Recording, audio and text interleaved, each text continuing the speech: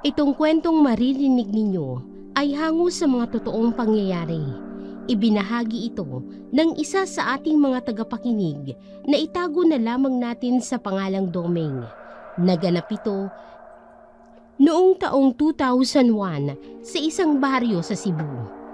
Nasa barangay hall si Doming ng gabing yon, kasama ang mga kawani ng kanilang baryo. Wala pa silang ginagawa ng mga oras na yon, kaya nakaupo sila at nagbabantay. Tamang-tama naman ang dumating si Lito, isa sa mga nakatatandang tanod sa baryo nila, sapagkat may dala-dala itong balita. Mga dodong, abay hindi kayo maniniwala. Alam nyo na ba kung ano ang usap-usapan? Aba, Mang Lito, kailan pa po kayo nahilig sa chismis? Biro niya, dahilan upang matawa si Ador. Kasama rin nilang tanod. Tatlo kasi silang nakatoka ng gabing yun. Ay, kayong mga bata kayo. Anong akala nyo sa akin, Tismoso? Mahalaga tong sasabihin ko. Tungkol saan po ba yan, Mang Lito? Nakausap ko kasi ang misis ko kanina. Alam nyo ba kung ano ang sinabi niya sa akin? Tuwing gabi raw, doon sa mga bahay na malapit sa bundok, ay may gumagala raw na aswang. Hindi alam ni Doming kung bakit, pero bigla na lang nagtayuan ng balahibo niya sa sinabi ng matanda. Paano naman po nila nasabi? May nakakita po ba sa aswang na yon? Ang sabi sa akin, ang misis ko ay marami na raw nawawalang mga lagang hayop sa lugar na yon nito mga nakarang araw. Kung di naman nawawala ay nakikita na lang daw nila ang mga hayop natadtad ng mga sugat o di kaya patay na. Marami rin daw sa mga kababaryo natin ang nakakapansin na may kakaiba raw talaga sa lugar nila. Madalas pangang makarinig ang mga tao na may umaalalong sa gubat. May mga gabi rin daw na napapansin ng mga tao na parang may kung anong mabangis na hayop na umaaligid sa mga bahay nila. Tapos kagabi lang, nabulabog ang mga nakatira doon dahil sa mga igay. Nagtatahulan daw ang mga aso habang ang mga kambing naman ay nag-iiyakan. Dali-dali raw lumabas ang mga kababaryo natin, pero wala na silang naabutan. Naiwan na lang daw ang duguan na bangkay ng ilan sa mga kambing. Baka naman ho kung anong hayop lang ho may gawa nun. Hindi ho kaya?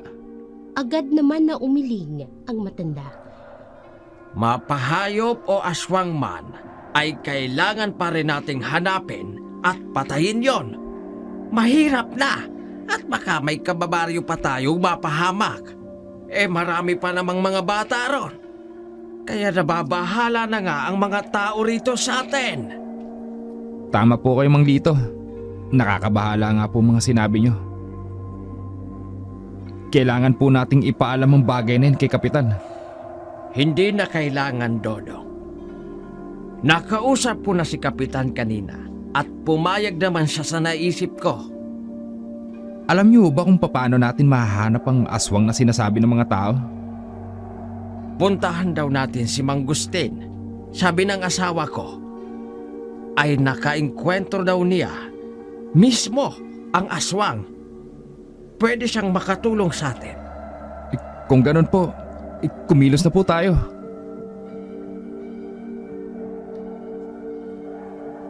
Nagmamadalingang isinuot ni Doming ang kanyang sombrero. Kumuha na rin siya ng mga yantok na pamalo at flashlight. Ganon din ang ginawa ng mga kasama niya. Matapos maghanda ay hindi na sila nagpaligoy-ligoy at tumuloy na. Mahaba pa ang lalakarin nila, kaya mabuti nang wala silang sayangin na panahon. Nanunuot sa balat ang lamig ng gabing yun. Napakadilim din sa daan. Bukod kasi sa kaunti lang ang mga street lights, ay hindi pa gumagana ang iba. Hindi naman maiwasang mapuna ni Doming na napakatahimik. Bukod kasi sa walang katao-tao sa daan, ay wala ring kaimik-imik at tila malalim ang iniisip ng mga kasama niya. Hindi ganoon ang pagkakakilala ni Doming sa mga katrabaho niya, kaya agad niya silang kinausap. Ba't para yatang ang tahimik nyo? May problema ba? Ano kasi, Dong? Kinakabahan kasi ako. Siwalat ng matanda. Ganoon din pala ang nararamdaman ni Ador. Nakakunot ang kilay at tuloy siyang napalingon sa kanila. At bakit naman kayo kinakabahan? Hindi pa kasi ako nakakakita ng aswang, Dodong. Paano kung totoo nga yung sinasabi nila? Paano kung atakihin tayo nun? Ilang taon na po ba kayo, Mang Lito? 55. Bakit? Dito na po kayo sa baryo natin ipinanganak at nagkamalay, hindi po ba? Ganun ka rin, paring Ador. Tama ba ako? Tumango naman ang dalawa. Tanda ng kanilang pagsang-ayon. Ni minsan ba nakakita kayo ng aswang dito sa lugar natin? Parehas na sumagot ng hindi ang dalawa. Yun naman pala eh. Tsaka, hindi lang naman ito ang unang pagkakataon na may napabalitang aswang dito sa lugar natin. Naaalala niyo si Aling Tina? Oo naman, Dok. Hindi ba siya yung pinagbibinta kanilang aswang? Kahit sino daw kasi na makita ng matanda ay kinakagat niya. Siya nga po. At ano nangyari? May sakit pala sa pag-iisip ang matanda.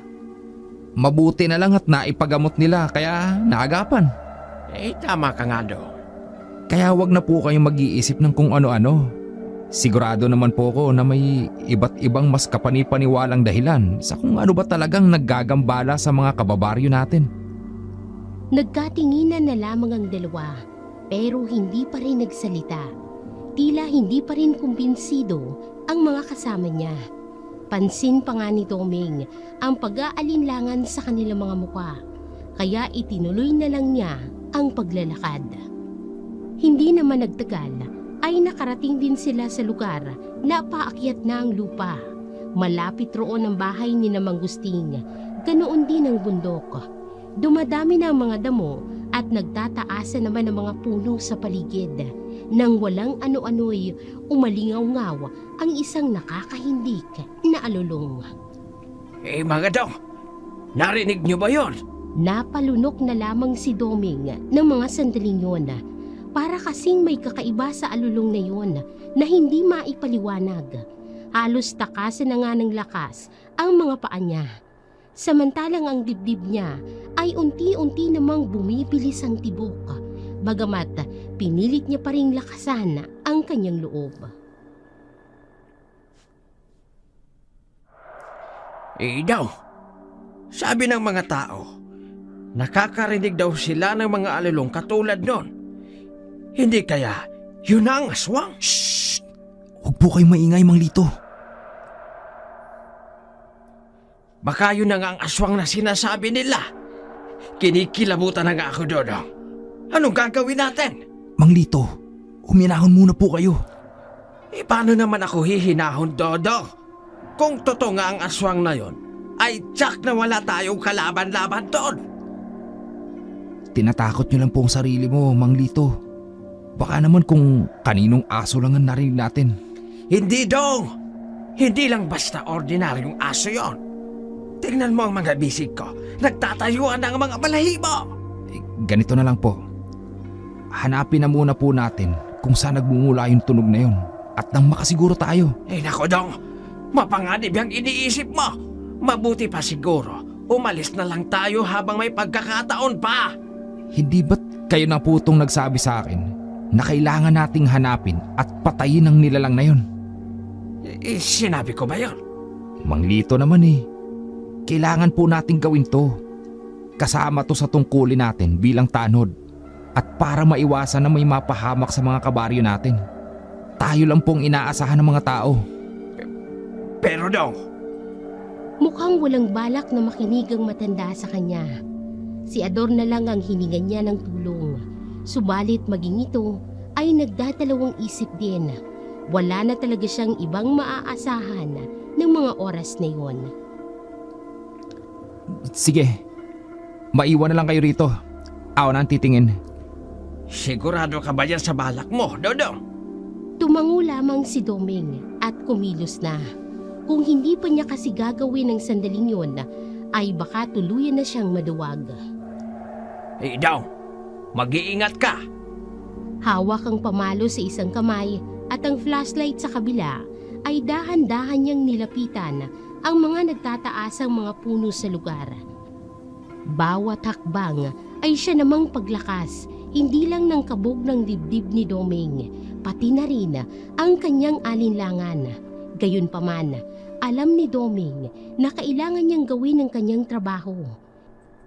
Lakas loob niyang itinuloy ang paglapit hanggang sa halos mapalibutan na siya ng mga damo at ng mga puno.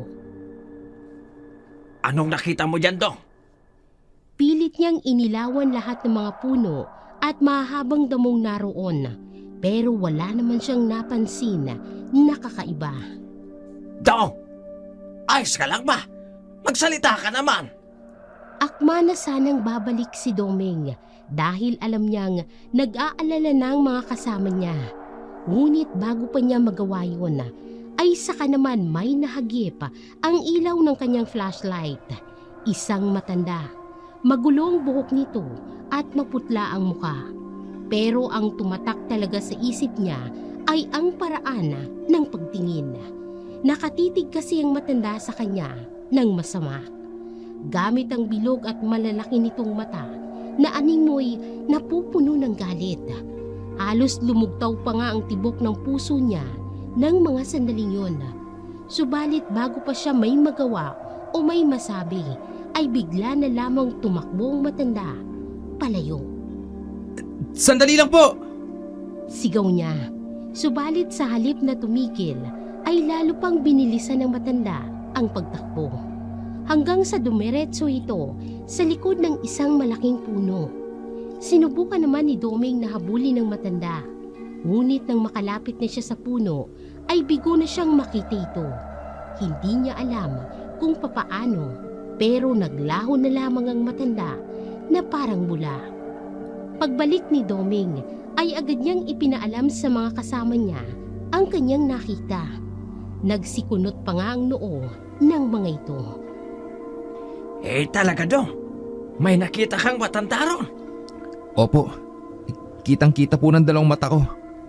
Nakatitig pa nga siya sa akin na parang isang mabangis na hayop. Nakilala mo ba ang taong yon? Hindi po. Ngayon ko lang po nakita ang taong yun. Pero makakaya ko siyang ituro pag nakita ko po siya ulit. Dong, ano kaya ang ginagawa ng matandang babae sa lugar at sa 10 oras pa ng gabi? Hindi ko po alam, Mang Lito. Siya lang po ang makakasagot sa mga tanong ninyo. Kaso, hindi ko po alam kung saan siya nagtago. Bigla na lang siya nawala. Nang may sasabihin naman si Ador, ay lubha siyang napaisip. Napatanong kasi ang katrabaho niya kung sa tingin ba nila ay may kinalaman ng matandang babae sa mga nangyayaring panggagambala sa kanilang baryo. Sino kaya ang aswang? At dahil di mo siya kilala, Dong, tiga kabilang baryo siya at dito nang bibiktima. Wag naman po natin pag-isipan agad ng masama yung matanda. Lalo na't wala rin naman po tayong ebidensya. Ewan ko sa'yo, Dong. Pero masama ang kutob ko sa taong yon. Tsak ako na may itinatago siyang lihim. Sinubukan pang libutin ni Doming ang lugar upang tingnan kung may makikita pa siyang kung anong makakatulong sa kanila. Pero nabigo na siya.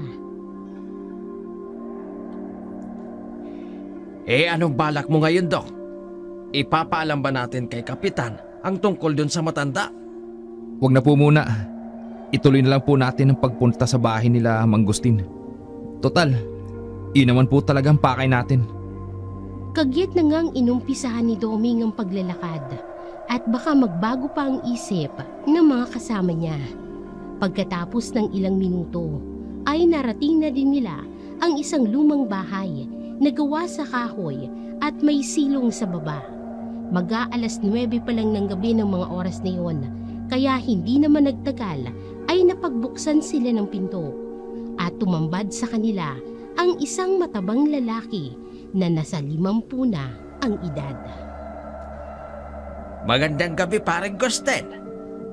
Oh, kayo pala, paring Lito. Magandang gabi rin. Pinapunta ba kayo rito ni Kapitan? Tama ka, pare. Gusto ko sanang makausap hinggil sa aswang. Yon ay kung di kami makakaabala. Abay, walang problema. Halika kayo sa loob.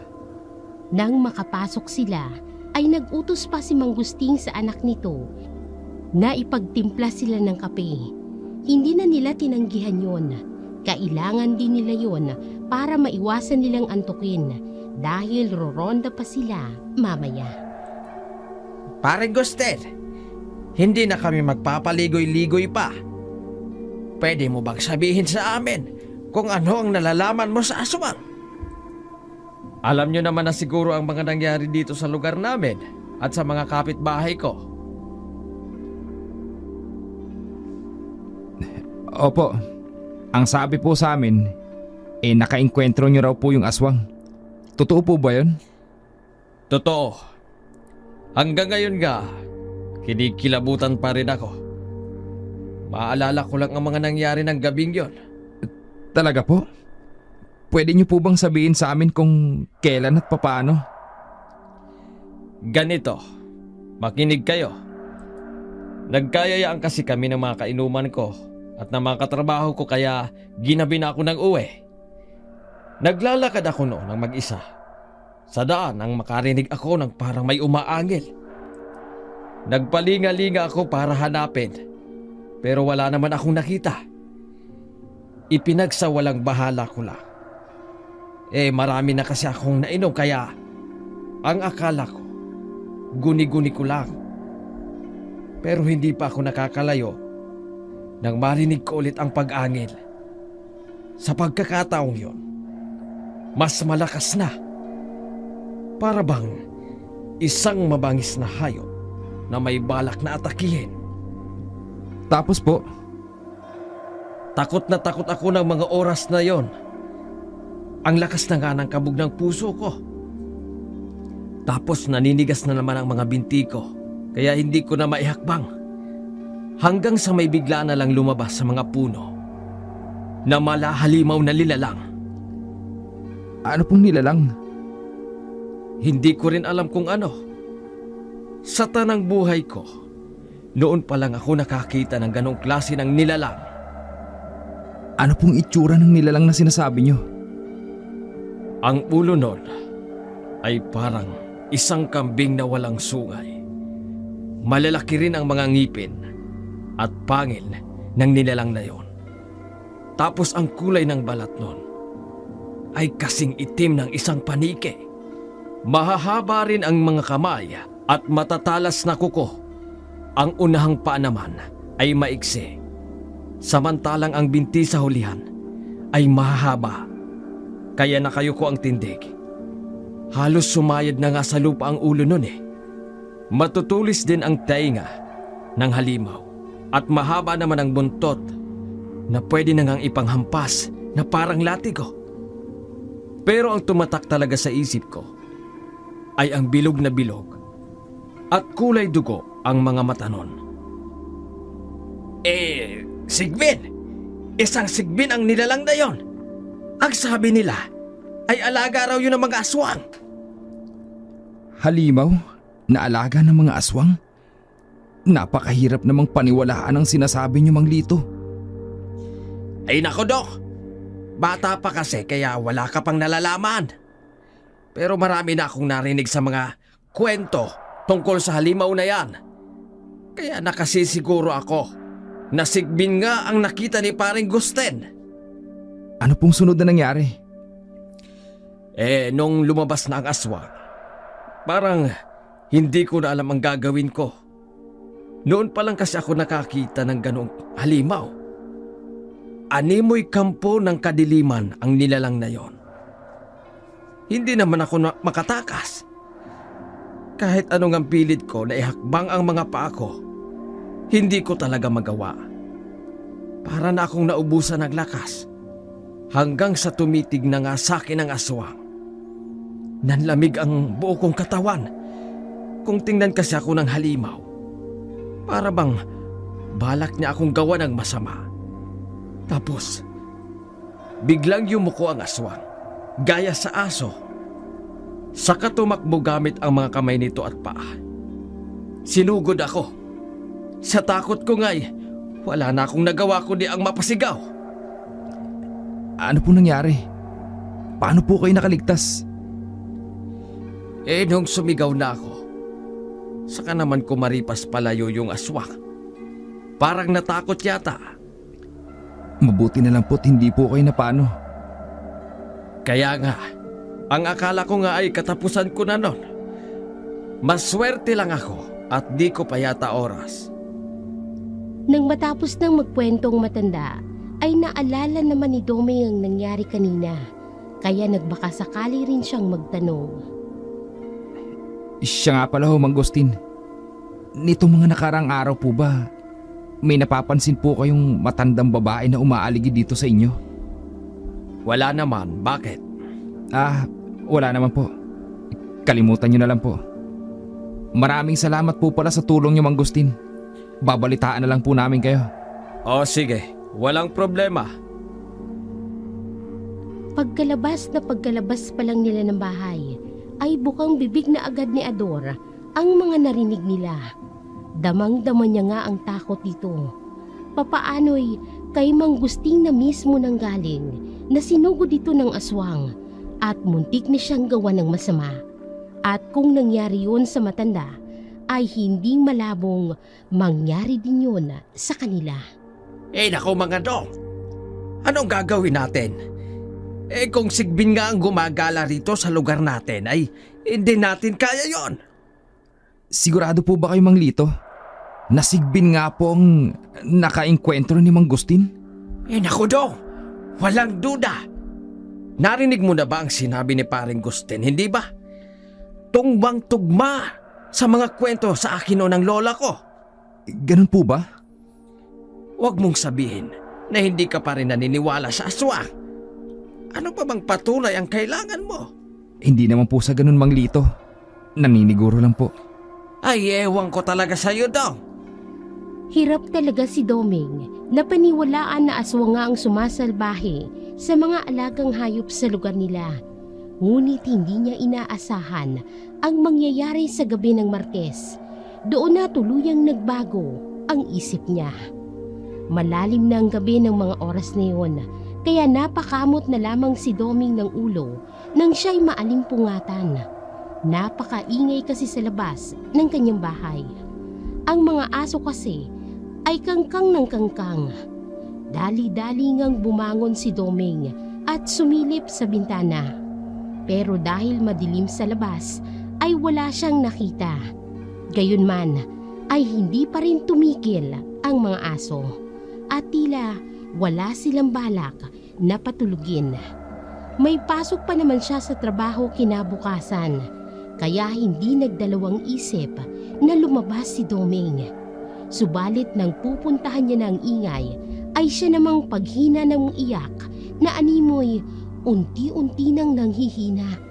Hanggang sa malaman niyang dahilan, halos tumalo na nga ang puso niya sa gulat. Ilang hakbang lang kasi mula sa kinatatayuan ni Doming ay may kung anong maitim na nilalang. Kagat-kagat nito ang isa sa mga aso sa liig. Masagwa na nga ang itsura ng aso nang maabutan niya. Mistulang nabali na ang liig ng kawawang hayop. Yun din marahil ang dahilan kung bakit tumahimik ang aso at nakalupaypay na lang. Ganoon na lang ang pagkabigla at sindak na nararamdaman niya ng mga sandaling yun. Mangyaring kahindik-hindik talaga ang itsura ng nilalang na nasa harap niya. Ang ulo noon ay gaya ng sakambing, bagamat walang sungay. Samantalang nagtatalasa naman ang mga kuko. Hindi lang yun, ubod ng sangsang din ang halimawa. gaya ng amoy ng nabubulok na bangkay. Kaya nasisigurado ni Doming na hindi lang basta hayop ang nasa harap niya. May sa demonyo ang nilalang na yun. Patunay rin ang mga mata ng halimaw na labis ang pagkapula. Tulad yun ng mga sinabi ni Mang Gusting. Hindi niya akalain na totoo ang sinabi ng mga tao at ni Mang Lito. Totoo nga na may aswang at nasa harap niya. Bunsod ng pagkabigla ay parang tinubuan ng mga ugat ang mga paa ni Doming at hindi niya na maihakbang.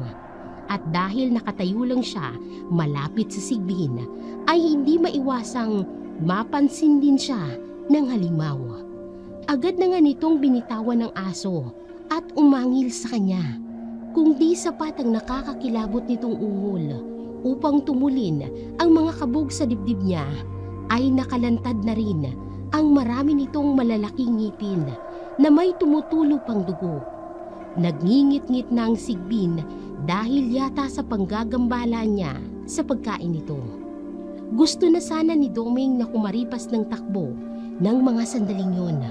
Subalit nangangatog sa takot ang mga binti niya. Sa halip nga na makahakbang ay napaupo pa siya sa lupa. Hindi yun nagustuhan ng sigbin na muli pang umangil. Nakabaluktot na rin ang katawan nito na animoy nakahanda ng sumugod anumang sandali. Maya-maya pa ay paisa-isa nitong gumapang papalapit sa kanya. Diyan ka lang! Huwag ka nalapit! Yun na lang ang nagawa ni Doming, ang makiusap. Ngunit hindi natinag ang aswang na dahan-dahan pa rin siyang nilalapitan. Parang alam na ni Doming ang balak ng nilalang. Pinabayaan na nga ng sigbin ang pinatay nitong aso na parabang may nakita itong mas masarap na putahe. Dumagdag pang matinding paglalaway ng halimaw na yun. Halos mabingi na nga sa kabog ng dibdib niya si Doming. Pakiusap! Huwag ka nalapit! Pero walang saysay ang ginagawa niya. Mangyaring hindi pa rin maalis ang kulay dugo nitong mga mata na nakapako sa kanya. Patuloy lang sa paglapit ang halimaw at halos nasa paan na nga ni Doming. Kulang na lang ay sakmalin na siya. Nang isang iglap ay makarinig ng sigaw si Doming. Bigla namang napalingon ng sigbin saka tumakbo palayo. Lingid kay Doming kung bakit. Ngunit nang mapatingin siya sa kung anong nakita ng halimaw, ay tumambad sa kanya ang matandang babae na nakita niya rin noong isang araw. Kayo? Yun na lang ang nasambit ni Doming dahil hindi talaga siya makapaniwala sa mga nangyayari. Mistula siyang binabangungot. Bagamat nang marinig siya ng matanda, ay nagmamadali na naman itong lumisan. Sandali lang po. Paano niyo po nagawa yun? Bagamat hindi na ito huminto at nagpatuloy na lang sa pagtakbo, wala namang lakas si Doming upang habulin ito. Kinabukasan, umaga pa lang ay agad niya nang sinadya ang katrabaho niyang si Mang Lito upang ikwento ang lahat ng mga nangyari. Anong ibig mong sabihin, Dok? Nakaengkwentro mo mismo ang sigbin? Hindi ka ba nagbibiro? Mang Lito, kilala niyo naman po ako. Sa tingin niyo po ba, makakaya kong magbiro sa ganung bagay? Paano nangyari yon? Lumabas lang po ako ng bahay nun para bugawin sana ang mga aso. Ni hindi ko naisip na madadatnan ko pala ron ng sigbin. Saktong-sakto po ang halimaw sa paglalarawan ni Mang Gusting. Parang kambing na ulo. Tapos, pulang-pulang mga mata. Marami ring matatalas ng ngipin at kuko. Yung halimaw, napakabangis din po ng nilalang na yun. Pinatay pa nga po ang aso ng kapitbahay namin. Muntik rin po akong sinugod ng halimaw na yun. Siyas, Ginoo ka, Dok. Anong sabi ko sa'yo? Palibhasa. Hindi ka kasi naniniwala sa sinasabi ko. Pasensya na po kayo, Mang Lito. Ikaw talagang bata ka. Mabuti na lang at walang nangyaring masama sa'yo. Paano mo natakasan ang sigbin? May tumulong po sa akin. Sino naman? Naalala niyo po ba yung matanda na nakita ko nung malapit po sa bundok? Siya po ang nagligtas sa akin. Paano na niya gawa yun? Hindi ko rin po alam eh. Basta po, sinigawan niya lang ng malakas yung halimaw. Tapos kumaripas na po ito palayo. Sinasabi ko na nga ba? Aswang nga ang matandang yon. Sigurado ako na siya nga ang may-ari sa sigbin. Kailangan nating alamin kung sino ang taong yon at mapigilan sa mga masasama niyang balak. Pero iniligtas niyo po ako. Kung totoo nga po na may masama siyang balak, hindi ba dapat na pinabayaan niya na lang ako? Natahimik ang matanda sa sinabi niya at mistulang napaisip hanggang sa napakamot na lang ito sa ulo. Abay, ewan ko kung bakit. Basta ang mahalaga, malaman natin kung sino ang matandang yon. Paano naman po natin gagawin yun? Abay, hindi ko alam. Ikaw nga ang dapat umiisip ng paraan. Ikaw tong nakakita sa matanda. Bagamat bigong makaisip ng paraan si Doming, samantalang ang ginawa naman nilang pag-iimbestiga ay wala ring pinatunguhan. Sa kabila noon ay natahimik naman ang kanilang baryo ng mga sumunod na araw. Hindi nila alam kung paano. Wala namang kasing napapabalita na may nakapatay sa halimaw. Ang sabi-sabi naman ng mga tao ay baka lumipat na raw ang salot sa ibang bayan. Gayunpaman ay nagpatuloy pa rin ang grupo ni Doming sa pagroronda tuwing gabi. Alinsunod na rin sa utos ng kapitan upang maiwasan na rin na may iba pang mapirwisyo. Ngunit pansamantala lang pala ang katahimikang natatamasa nila. Matapos kasi ang isang buwan ay isang nakakabahalang balita ang gumimbal sa buong baryo. Nang mabalitaan nga ni Doming ang nangyari, agad siyang napasugod sa barangay hall. Sakto namang naabutan niya sila Mang Lito at Ador na nag-uusap. Tama po bang nabalitaan ko? Ikaw pala, Dodong. Oo. Pa'y nawawala raw na bata. Magdidilim na nga pero hindi pa rin nila nahahanap. Ano pong sabi ni Kapitan? Ano pa ba? Siyempre, uutusan tayong tumulong. Naghihintay nga lang kami ng makakasama at pupunta na rin kami. Mabuti na lang at dumating ka.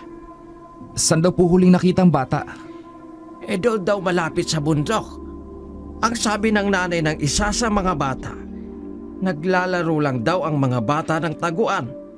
Pero hindi na nakita ng anak niya yung kalaro nila. Ang akala naman ng mga bata ay umuwi na kaya nagsiuwian na rin sila. Nalaman na lang nila na nawawala na pala yung bata nung puntahan na mismo ng nanay sa bahay nung kalaro niya. Ayun, hindi na nila mahanap ang bata hanggang sa nagkagulo na. Hindi po ba doon din sa lugar na yon unang napabalita na gumagala yung sigbin? Abay, oo, tama ka nga do. Nang marinig niya ang pagkumpirma ng matanda, ay wala nang sinayang na oras si Doming at agad nang inumpisahan ang pagtungo sa lugar na yun. Humabol naman sa kanya sina Ador at Mang Lito.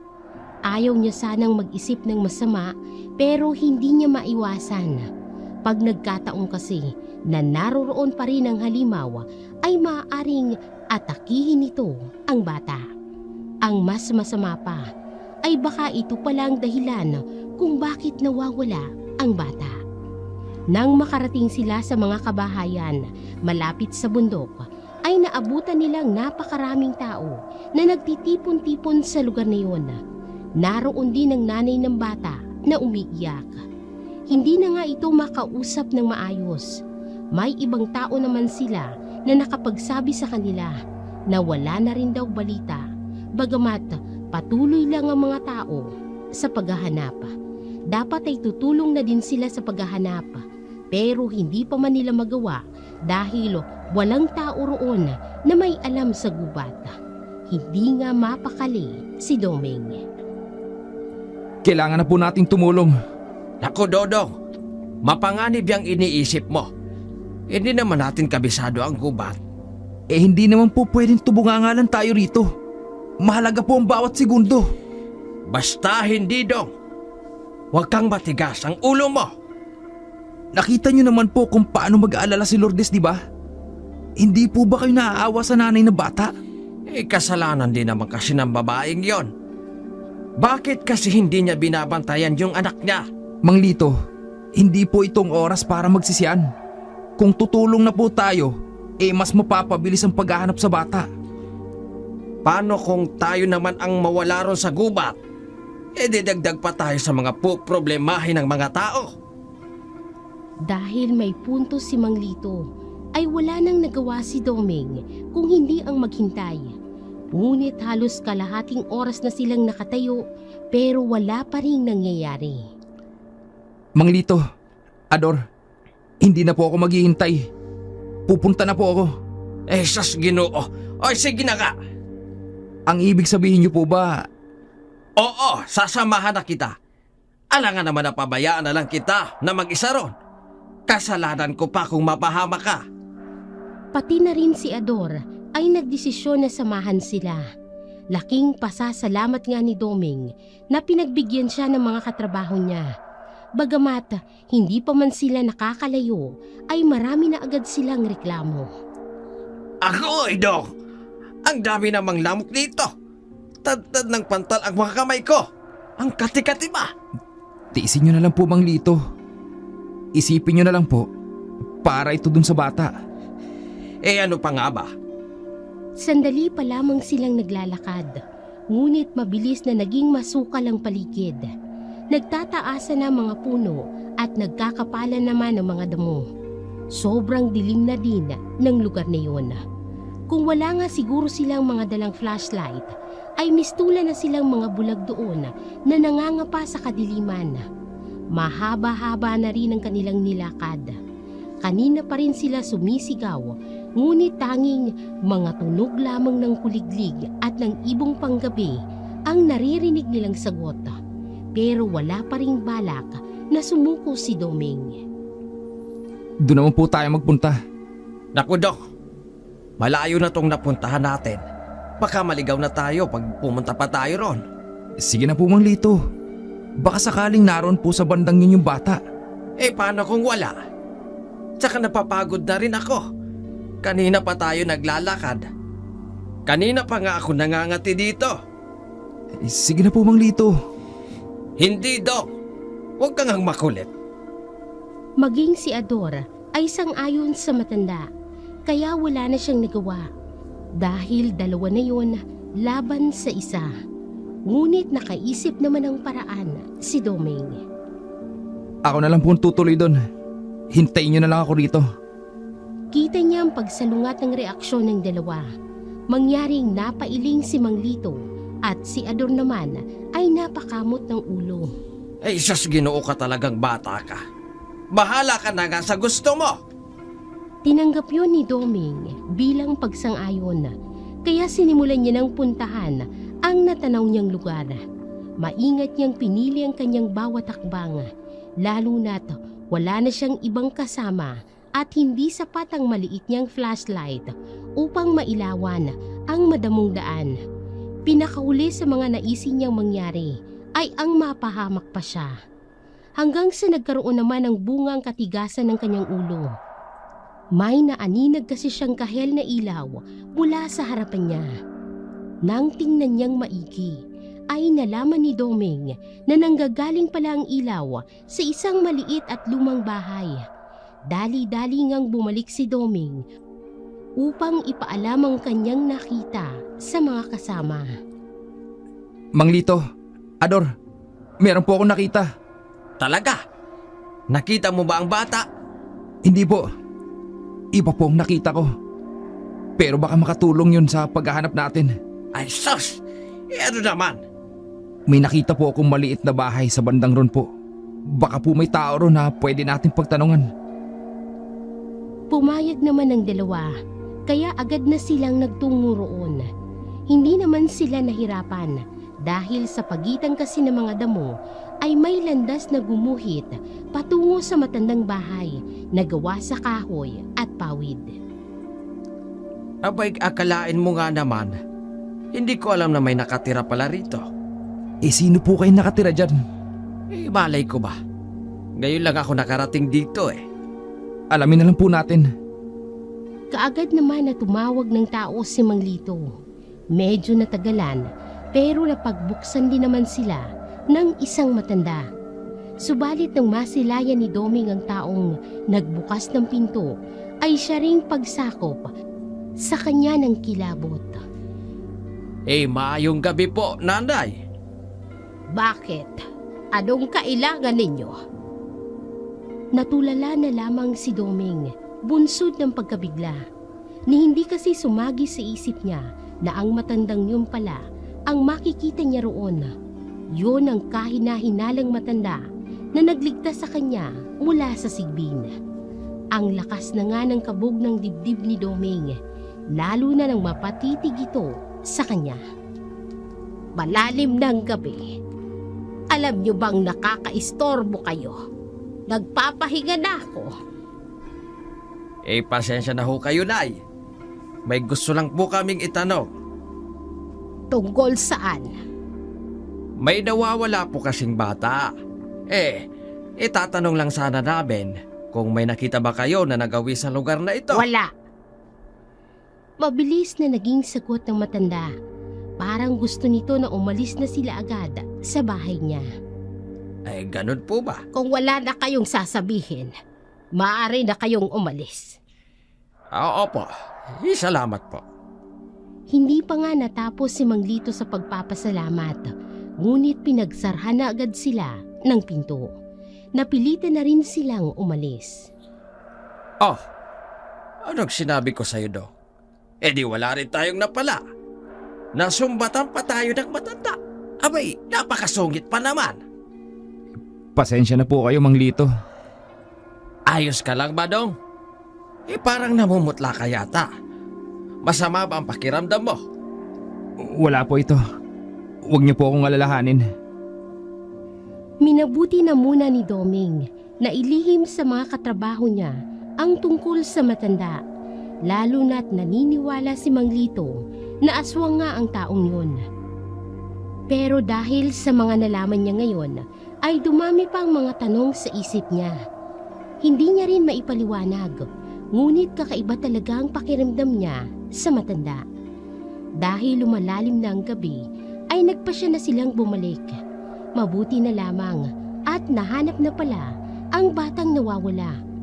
Bukod sa ilang galo sa mga paa, ay wala namang nangyaring masama sa bata. Bagamat nakauwi na sa pamilya nito ang bata, ay sinadya pa rin ni Doming ang lugar na yon. Balak niya kasing kausapin ang matanda. Tao po? Sigaw niya mula sa labas ng bahay. Napaos na nga si Doming, subalit wala pa ring tumutugon sa kanya. Napakamot na lamang siya ng ulo. Paalis na nga si Doming nang biglang sumagi sa isip niya na lumapit. Sinubukan niyang sumilip sa bintana pero natatakpan niya ng kurtina. Kaya kumatok na lamang siya sa pinto. Nang walang ano-ano'y umusod ang pintuan. Hindi pala yun nakasara. Dahil nakabukas ang pinto ay naisip ni Doming na baka mapagbintangan siyang magnanakaw. Kaya akma na sana siyang aalis. Bagamat hindi naman niya nagawa. Tutal ay nandoon na rin naman siya, ay naisip niyang pumasok na lamang sa loob. Alam naman ni Doming na mali talaga ang ginawa niya ng mga oras na yun. Pero hindi niya talaga mapigilan ang kanyang sarili. Hindi kasi siya mapakali hanggat hindi nakakausap ang matanda. May tao po ba rito? Tawag niya. Ngunit mukhang wala talagang kahit sino. Wala namang napansing kakaiba si Doming pagpasok niya sa loob.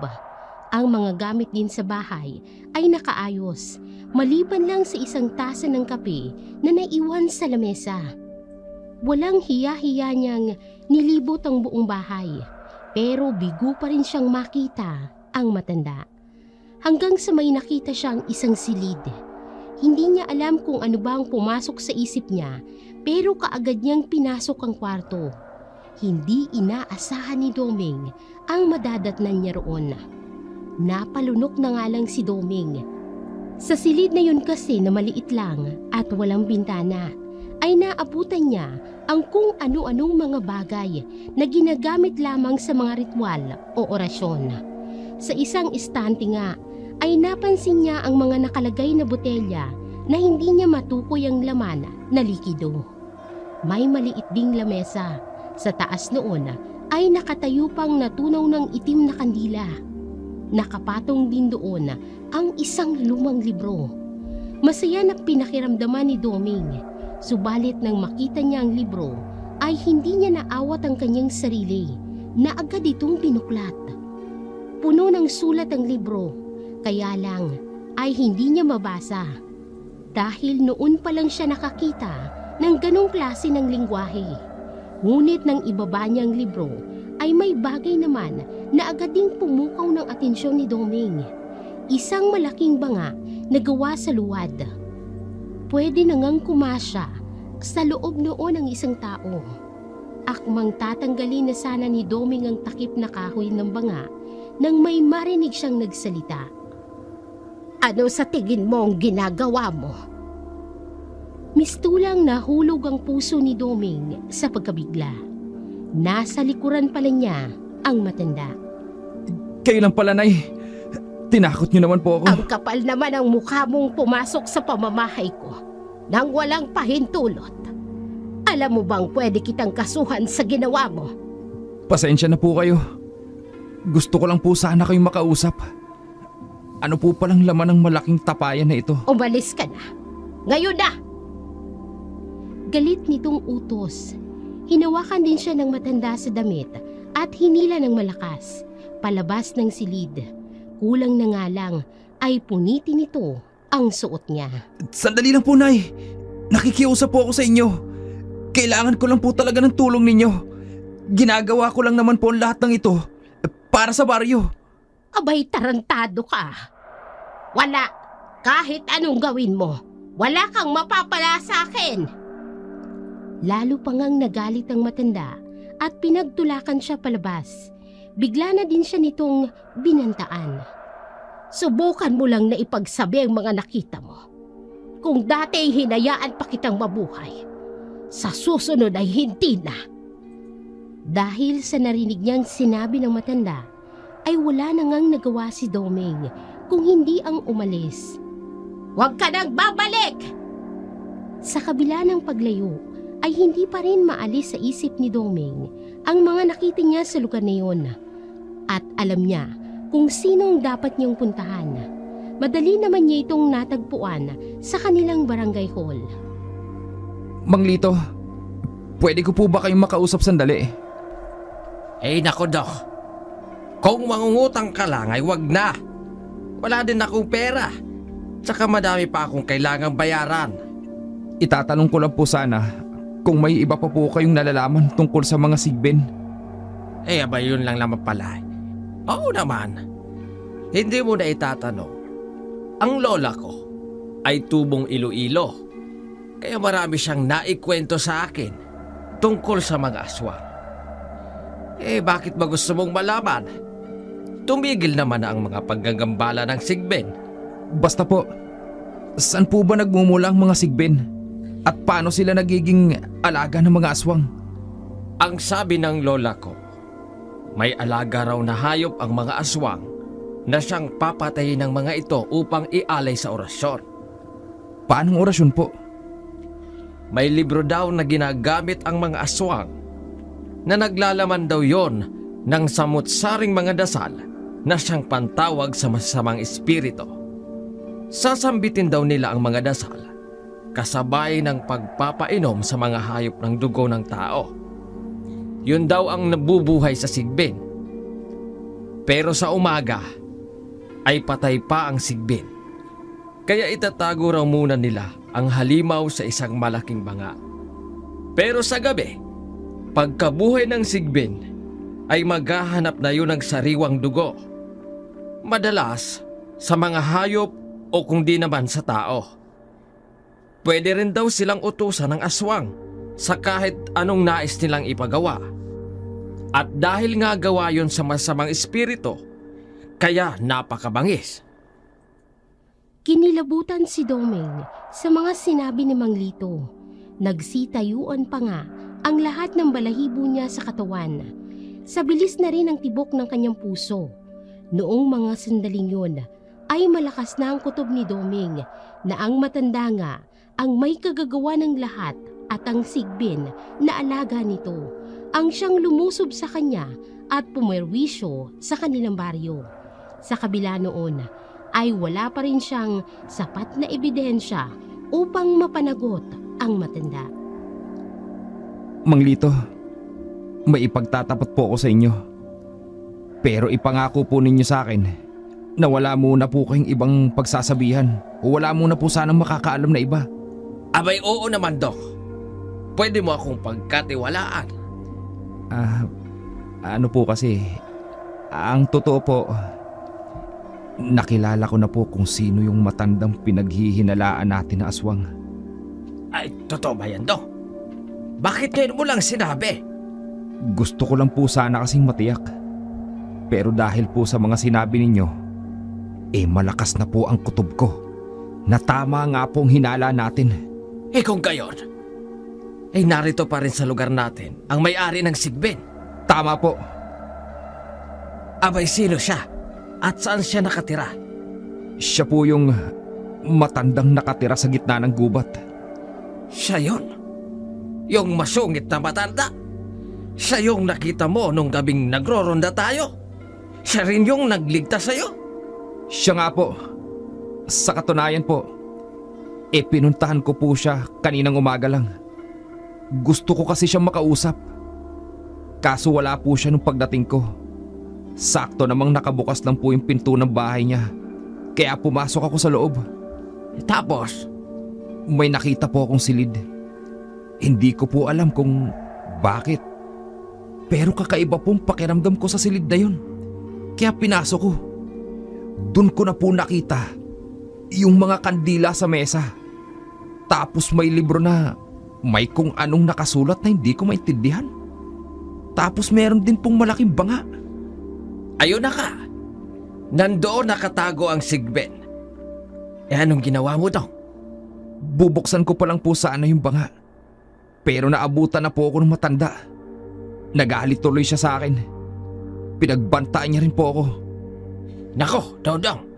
Kailangang malaman ito ni Kapitan. Mang Lito, kasasabi ko lang po sa inyo na kung pwede po'y wag na muna po nating ipaalam sa iba. Isos, Ginoo ka, Dong. Hindi ba ikaw na mismo ang nagsabi na pinagbantaan ka ng matandang yun? Hihintayin pa ba natin na mapahama ka? Dapat ngayon pa lang, gumawa na tayo ng paraan. Kailangan po natin ng mas malakas na patunay nang sa ganon, tuluyan na po natin siyang madiin. Nako, Dodong. Hindi maganda ang pakiramdam ko sa sinasabi mo. At ano naman ang balak mong gawin? Babalikan ko po ang bahay niya. Aalamin ko po muna kung ano talaga ang laman ng banga. Ginoo ko! Nasisiraan ka na ba ng bait, Dok? Pumunta ka na ng isang beses sa bahay ng aswang tapos uulitin mo ba? Paano kung di ka makaligtas sa susunod? Kaya nga po sa inyo ko lang sinabing tungkol sa bagay na to. Kailangan ko po ng tulong ninyo. Kitang-kita ni Doming ang pagkunot ng noo ng matanda, pati na rin ang pagsalubong ng kilay nito at nakasimangot na bibig. Sa itsura nito, mukhang tutol ito sa nais niya. Kaya't laking gulat ni Doming sa naging tugon nito. Paano kita tutulungan? Agad namang ipinaliwanag ni Doming ang plano niya sa matanda. Dahilan upang lalo pang maging maasim ang mukha nito. Gayunman ay napapayag niya pa rin ito sa balak niya. Ilang araw din nilang plinanong gagawin nila. Sabado, nang magpasya siya at ang mga katrabaho na isa katuparan ang kanilang balak. Maaga pa lang ay nagkita na sila sa mga kabahayan na malapit sa bundok. Naunang dumating si Doming, hindi naman nagtagal nang makarating na rin ang matanda. Sigurado ka ba talaga sa balak mo, Dodong? Pwede pa nating itigil to. Mas mabuti na rin na sabihin lang natin ito kay Kapitan. Mang Lito, sigurado na po ako. O siya, kung yan talaga ang gusto mo. Wala na yung atrasan.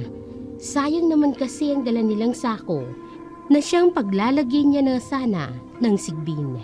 Kung magtagumpay si Dodong at madala pabalik ang bangkay, ay tiyak na wala ng takas sa batas ang matanda.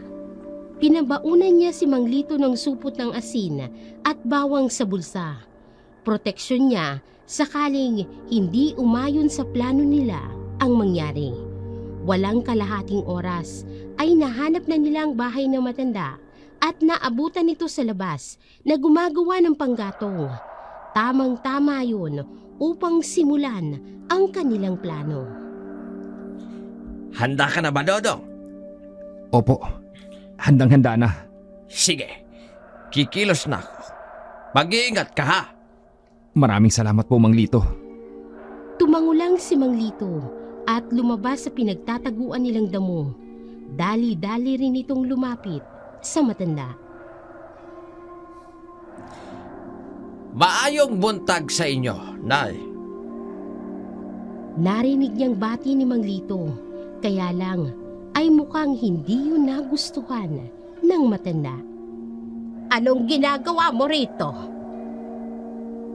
Bigla na lang din kinuha ng matanda ang itak nitong nakalapag lang kanina na para bang may balak na hindi kaaya-aya, dahilan upang pagpawisan na si Doming habang nagtatago.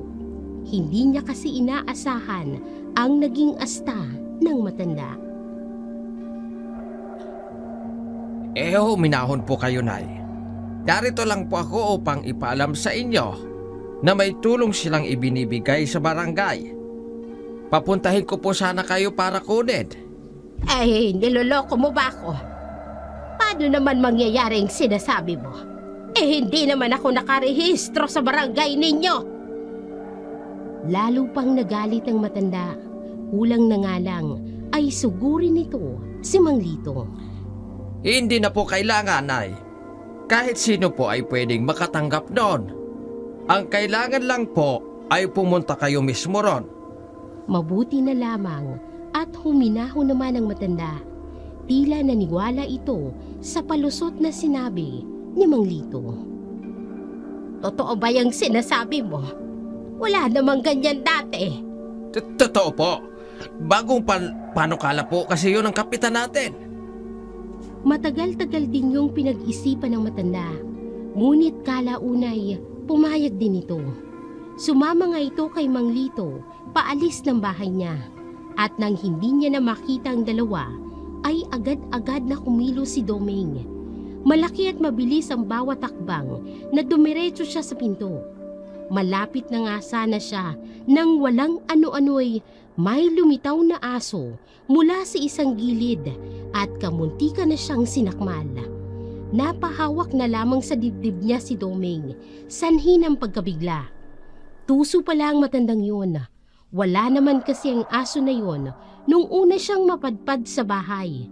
Lalo patuloy tumindi ang pagdududa ni Doming na baka may itinatago ngang sigbin ang matanda sa bahay nito. Ang problema ay walang humpay sa katatahol ang aso.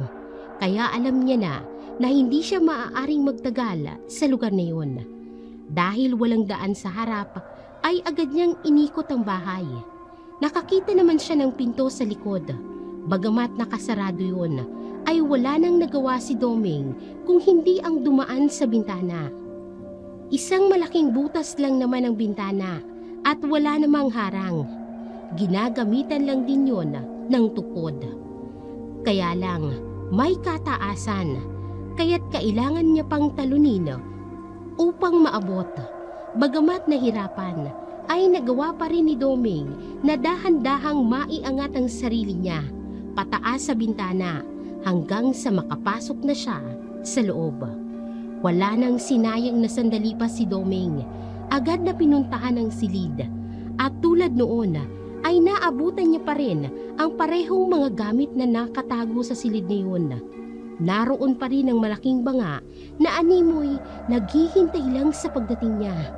Sa pagkakataong yun ay wala na ngang makakapigil kay Doming, kaya agad niyang tinanggal ang takip na tela, dahilan upang umalingasaw ang masangsang na amoy. Parang amoy ng dumi ng tao at nabubulok na hayop. Hindi na nga napigilan ni Doming ang masuka sa sobrang baho. Nakaramdam siya ng bahagyang pagkahilo. Natagalan bago niya nagawang tiisin ang nakakasulasok na amoy, at nang mapatingin sa loob ng banga ay tumambad kay Doming ang kanyang kinatatakutan. Naroon ngang isang naaagnas na katawan ng kung anong hayop. Hindi siya maaaring magkamali. Yun din ang hayop na lumusob sa kanya. Nang mga sandaling yun ay hindi naman yun gumagalaw. Mukhang patay nga ang sigbin. Subalit nariyan na puno pa rin siya ng pag-aalinlangan, lalo na't baka bigla na lamang gumalaw ang halimaw at sakmalin siya. Hindi inaasahan ni Doming na mahirap pala ang balak niyang gawin. Ngunit higit na hindi niya inaasahan nang makarinig siya ng mga boses. Ay, sandali lang at may nakalimutan ako. Hindi na po yan kailangan, Nay. Kailangan na po nating magmadali at baka makaalis na yung mga nagbibigay ng tulong. Ay, dako, wag mo nga akong minamadali. May kukunin lang naman ako. Sandali lang ito. Abot-abot ang naging kaba ni Doming ng mga oras na yun. Hindi niya kasi inakala na babalik agad ang matanda. Hindi na ituloy ni Doming ang balak niya. Napilitan na lang din siyang umalis. Mabuti na lang at nakadaan siya sa likod, kaya hindi siya nabuko ng matanda. Dahil nagalit na din ang matanda kay Mang Lito, ay hindi na umalis ng bahay ang matanda. Kaya hindi na sila nagkaroon ng iba pang pagkakataon. Ano dong? May nakita ka ba? Opo, tama po kayo Mang Lito. May laman nga po ang banga na bangkay na kung anong hayop. Sinabi ko na sa'yo, Dong. Kung gayon, pwede na natin itong ipalam kay Kapitan. Tumango naman si Doming, kaya wala na silang sinayang na panahon at agad na nagtungo sa kanilang barangay hall. Kapitan Pedring! Kapitan Pedring! Oh, Lito, Doming, ay kayo pala. Anong problema at bakit kayo humahangos? Kapitan Pedring, may dapat ho kayong malaman. Tungkol saan? Alam na po namin kung sinong gumagambala sa ating baryo. Anong ibig mong sabihin, Doming? Kung yung aswang ang tinutukoy mo, ay hindi ba't nahinto na ang mga pag-atake nun? Tama po kayo. Pero nalaman po namin ni Mang Lito na nandito pa rin sa lugar natin ang aswang. At kung di pa tayo kikilos ngayon, baka maulit pang nangyari at may mapahamak na kabaryo natin. Totoo ba yung sinasabi mo, Dodong? Aba, sino itong tinutukoy mo? Isang matanda po na nakatira sa gubat. May alaga po siyang sigbin na siyang gumagawa ng mga pag-atake. Sigbin? Hindi ba't halimaw yon na alaga ng mga aswang? Abay, seryosong paratang yan, Dong. May patunay ba kayo na patungkol dyan sa sinasabi ninyong iyan, Doming? Meron po. Sa bahay po kasi ng matanda, may kung ano-anong kakatuwang mga bagay. Ang hinala namin, ginagamit yun ng matanda sa ritual. Kasama na ron yung pagbuhay ng sigbin. May malaking banga po ron na may lamang kung anong patay na hayop. Kapitan, kung pupunta na po tayo ngayon, tiyak malalaman ninyong totoo. Na totoo nga po ang sinasabi ko. Napatingin sa mga kawani niya ang kanilang kapitan at halatang nag-iisip, bagamat hindi naman siya nito binigo. Sige, ituro ninyo sa akin kung saan itong bahay na sinasabi ninyo. Nagmamadali silang tumungo sa bahay ng matanda. Pababa na kasi ang araw At malapit nang dumilim, 5 lahat sila natanod at si Kapitan Pedring. Kaya kahit na aswang ang matanda, ay wala itong magagawa laban sa kanila. Nang makarating sila sa lugar na iyon, ay laking gulat din ni Kapitan Pedring at ng iba pang mga tanod. Wala kasi sa kanilang nakakaalam na may bahay pala sa bahaging yun ng gubat. Tao po! Tawag ni Kapitan. Hindi naman nagtagal nang labasin sila ng matanda na nanlilisik ang mga mata kung makatingin. Anong ginagawa niyo rito? Ay, maayong gabi po, Nay. Narito po kami, alinsunod sa batas, para sa kaligtasan ng mga tao. Kaya kung pwede, makipagtulungan na lang ho kayo sa amin. At bakit ko naman kailangang gawin yon? Wala naman akong ginagawang masama. May nakapagsabi po sa amin na nagsasagawa raw ho kayo ng ritual sa inyong tahanan.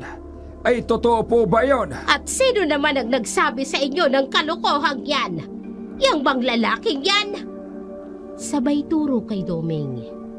Hindi na po mahalaga yun, Nay. Ang kailangan po namin ay ang sagot ninyo sa aming tanong. Hindi totoo yan. Wala akong alam sa mga sinasabi ninyo. May alaga daw po kayong sigbin. Maaari bang isuko ninyo na lamang sa amin yung aswang nang sa ganon ay hindi na po makapaggulo? Ang kapal naman ang mukha ninyong pagbantaan ako. Dito pa mismo sa pamamahay ko. Nay, tungkulin po namin ito. Ay nakikiusap din po ako sa inyo na baka pwede namang habaan ninyo ang inyong pasensya. Ano pa bang kailangan ninyo? Hindi ba't sinabi ko na hindi totoo ang ibinibintang sa akin ng lalaking yan? Ay dapat nga siya itong ireklamo ko. Pumasok siya sa bahay ko nang walang pahintulot. Ganito na lang, Nay. Pwede po ba kaming pumasok sa inyong tahanan para na rin mapatunayan ninyo na hindi nga totoo ang mga paratang sa inyo? Hindi ninyo pwedeng gawin yan. Wala kayong karapatan. Pasensya na po, Nay. Pero bilang mga alagad ng batas, ay may karapatan po kaming gawin yon. Hindi! Hindi pa rin ako makapapayag! Bagamat ibinigay na ni Kapitan Pedring ang utos, kaya dali-dali silang pumasok. Dahil may asong nakabantay sa pinto, ay kinailangan pa nilang hulihin yon upang makapasok. May katigasan din ang ulo ng matanda na pilit silang ginugulo. Gayunman, ay hindi pa rin napigilan sa pagpasok ang kanilang grupo. Kagyat namang nanguna si Doming papunta sa silid at tumambad sa kanila roon ay gumulat sa kanilang lahat. Wala nang mga botelyang may laman ng kung ano-anong likido. Wala na rin ang lumang libro, maging ang mga itim na kandila. Naayos na ngang mabuti ang lugar na pinag-iimbakan ng mga panggatong. Napalunok na lamang si Doming sa nakita niya. Sinubukan niya ring lumabas upang tingnan kung tama ngang napasok niyang kwarto. Ngunit iilan lang naman ang silid sa bahay na yon, kaya malabo na magkamali pa siya. Nasaan ang mga gamit na sinasabi mo, Doming? Hindi ko po alam, Kapitan. Pero andito lang po dapat yun eh. Nasaan nga? Bulalas nito. Alam niyang iniingatan ng kapitan nila ang kanyang reputasyon, kaya ganoon na lamang ang galit nito. Pero narito pa naman po yung bangay. Nasa loob po niyan yung bangkay ng hayop. Dali-dali namang tinanggal ng kapitan nila ang nakapatong na kahoy. Ngunit sa halip na mabahong hayop, ay ordinaryong tubig lang ang tumambad sa kanila. O ano? May nakita ba kayo? Wika na matanda na animoy nanloloko. Pasensya na po kayo, Nay. Nagkamali po kami. Hayaan po ninyo at pagsasabihan ko po ang mga tao ko. Abay, dapat lang! Nagmamadaling lumabas ng bahay ang kapitan nila at sinubukan pang habulin ni Doming. Kapitan, maniwala po kayo sa akin. Nagsasabi po ako ng totoo. May alagang sigbi ng matandang yun. Nakita ko po yun mismo. Ipinahiya mo ako, Doming! Yun lang at kaagad na itong umalis kasamang kapwa nila Tanod. Naiwan lang sila ni Mang Lito. Anong nangyari daw? Paanong nawala yung sigbin? Hindi ko rin po alam, Mang Lito. Ang hindi nila alam ay nakikinig pala ang matanda sa pinag-uusapan nila. Bigla na lang kasi silang nakarinig ng tumatawa.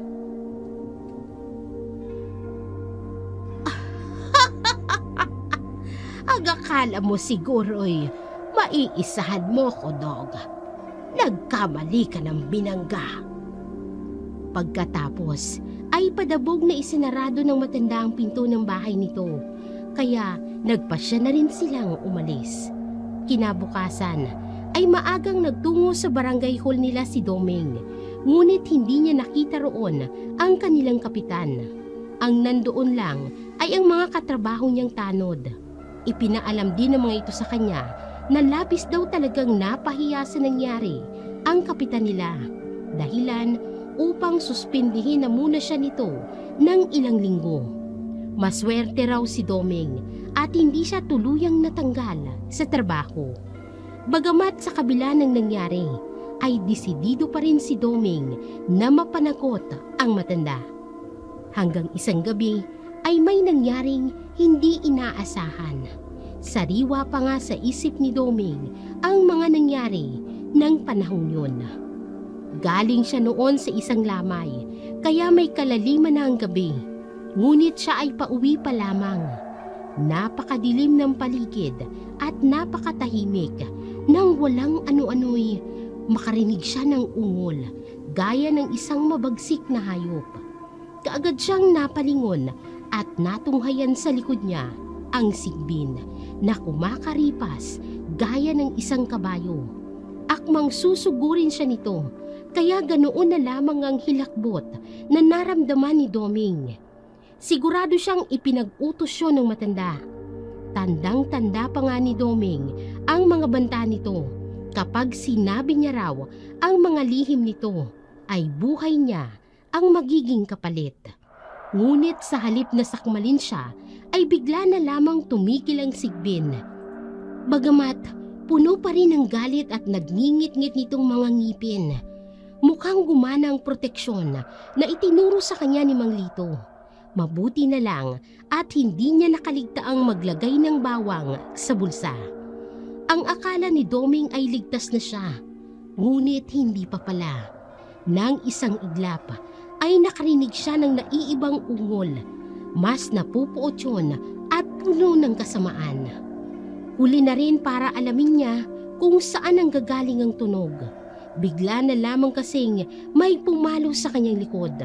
Sa lakas ay agad siyang napasubsob sa lupa. Binalaan na kita, pero naging matigas ang ulo mo. Pagsisisihan mo ngayong nangialam ka pa. Malamig ang buong katawan ni Doming, hindi lang sa mga salitang yon, maging sa nakahihindik na boses na narinig niya. Mistula yung boses ng kampo ng kadiliman, at isa lang naman ang alam niyang may kakayahang gumawa nun.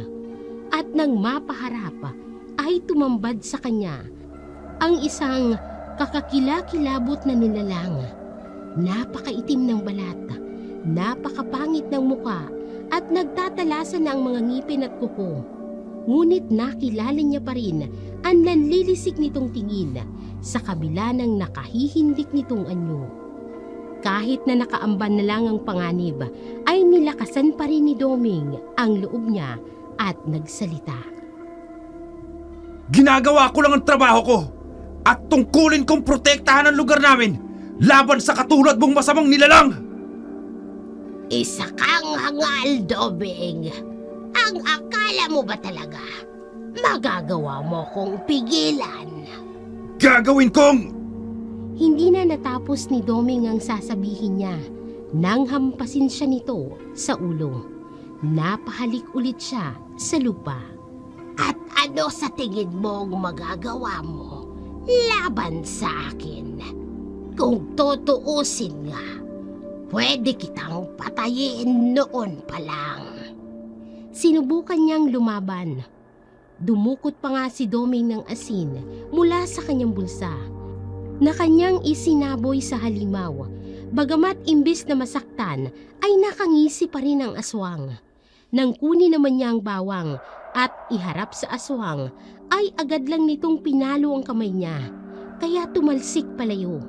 Hindi lang yon, dahil tinadyakan pa siya nito sa sikmura, kaya halos mamilipit na si Doming sa kirot. Paano mo nagawa yun? Sa akala mo ba talaga mapipigilan mo ko sa mga bagay na yan? Hangal ka, Doming! Sinakop ng matinding panlalamig si Doming sa nangyari. Ibig sabihin kasi ay wala na rin siyang proteksyon laban sa sigbin. Tila anumang oras nga ay nakahanda na siyang atakihin ng malademonyong hayop na ganoon na lamang kung maglaway. Kung dati hinayaan pa kitang mabuhay, ngayon ay hindi na. Sa oras na ibigay ko ang utos ko, tsaka kung hindi ka tatantanan ng alaga ko, hanggang sa magkagutay-gutay ang katawan mo. Hindi mo pwedeng gawin to. Siguradong ikaw ang pagbibintangan ng mga tao. Sa tingin mo ba, mahalaga pa sa akin ang bagay na yon? Sigurado naman akong katatakutan ako ng mga tao dahil sa ginawa mo. Kakailanganin ko na namang lumipat sa ibang baryo para mabuhay. Pakiusap. Huwag mong gawin to. Kung ako sa'yo, magdadasal na lang ako. Nakangisi pa nga ang aswang na animoy nanloloko. Bagamat agad ding naglaho nang may umalingaw-ngaw na malakas na sigaw.